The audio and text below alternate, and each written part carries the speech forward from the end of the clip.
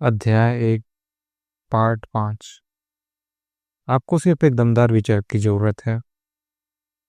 जवाब में 13 सिद्धांतों का वर्णन है, परंतु इसे पढ़ते समय याद रखें, जिन सवालों के जवाब आप खोज रहे हैं वे आपको अपने ही मस्तिष्क में मिल सकते हैं। यह पुस्तक पढ़ते समय आपका दिमाग में कोई विचार, योजना या लक्ष्य अचानक कौन सकता है। सफलता हासिल करने के लिए इंसान को सिर्फ एक दमदार विचार की जरूरत होती है।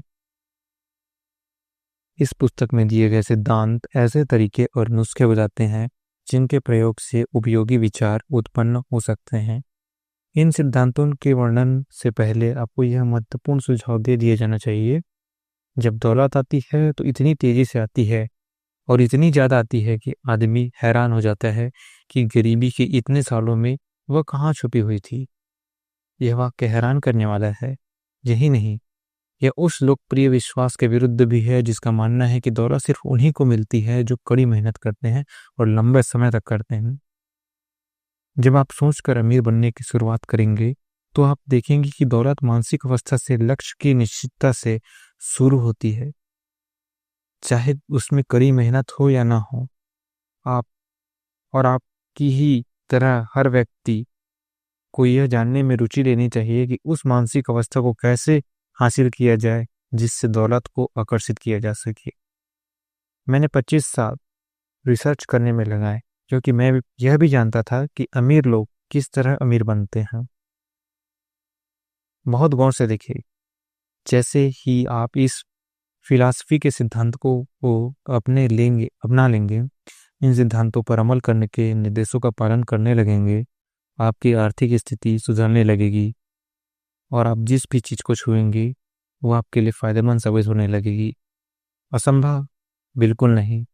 मानव जाति की एक खास कमजोरी यह है कि औसत आदमी असंभव शब्द का प्रयोग बहुत करता है, पर ऐसे सारे काम जानता है जो असंभव है। वह ऐसी सारी चीज़ जानता है जिन्हें नहीं किया जा सकता है। यह पुस्तक ऐसे लोगों के लिए लिखी गई है जो ऐसे नियम जानना चाहते हैं जिन्होंने दूसरे लोगों को सक्षम बनाया है और जो इन नियमों पर चलने के लिए अपना सब कुछ दांव पर लगाने की इच्छुक है। सफलता उन्हीं को मिलती है जो सफलता के बारे में जागरूक यानी कि सक्सेस कॉन्शियस होते हैं, और असफलता उन्हीं को मिलती है जो असफलता के बारे में जागरूक यानी कि फेलियर कॉन्शियस होते हैं। इस पुस्तक का लक्ष्य है कि उन सभी लोगों की मदद करना जो अपने मस्तिष्क को असफलता की जागरूकता से निकाल कर सफलता की जागरूकता की ओर ले जाना चाहते हैं। ज़्यादातर लोगों में एक और कमजोरी होती है।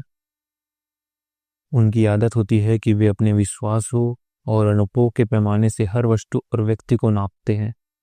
इसे पढ़ने वाले कई लोग तो यह विश्वास कर रहे होंगे कि सिर्फ सोचकर अमीर नहीं बन सकते, क्योंकि उनके चिंतन की आदतें गरीबी, कमियों, दुख, असफलता और हार के दलदल में फंसी हुई है। यह दुर्भाग्यशाली लोग मुझे उस प्रसिद्ध चीनी व्यक्ति की याद दिलाते हैं जो अमेरिकी तौर तरीके सीखने के लिए अमेरिका आया था। वह यूनिवर्सिटी ऑफ शिकागो में पढ़ने लगा।